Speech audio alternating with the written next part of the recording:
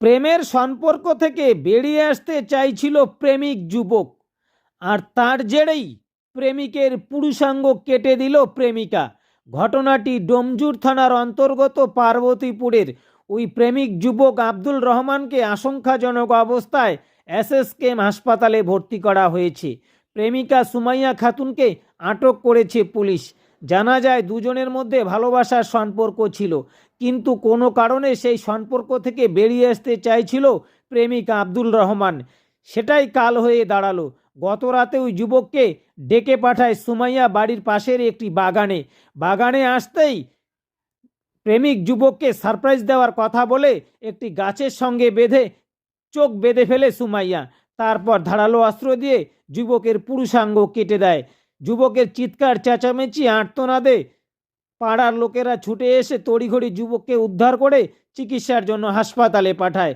ঘটনায় এলাকায় নিন্দার ঝড় ওঠে এবং রীতিমতো চাঞ্চল্য ছড়ায়।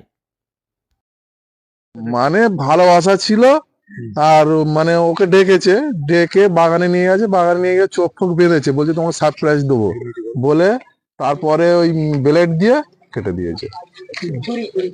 ছুরি দিয়ে কেটেছে। কতদিন ধরে কি সম্পর্ক ছিল জানেন? ওটা আমি ঠিক জানি না, তবে বছর দুয়েক হবে। ছেলে মেয়ে দুজনের বাড়ি কি একই এলাকায়? হ্যাঁ, একই পাড়াতে। বলুন কি? একই পাড়াতে, দুজনে একটু তফাতে আছে। বাবার ওই দোকান আছে, মানে দোকান, মানে ওই বাচ্চাদের খাবার টাবার এইসব দোকান। আচ্ছা, মেয়ের বাবা তো দোকান আছে সেই বাংলায়, কাজ ফাজ করে। আর এই ঘটনাটা ঘটিয়েছে। কি ভাবছেন পাড়ার লোক হিসাবে আপনি? এ তো ভালো জিনিস নয়, তো এ তো আরো তো খারাপ, এ তো খতরনাক জিনিস একদম। এরম নোংরামি তো এর আগে তো এরম হয়নি, এই সব হচ্ছে এখন।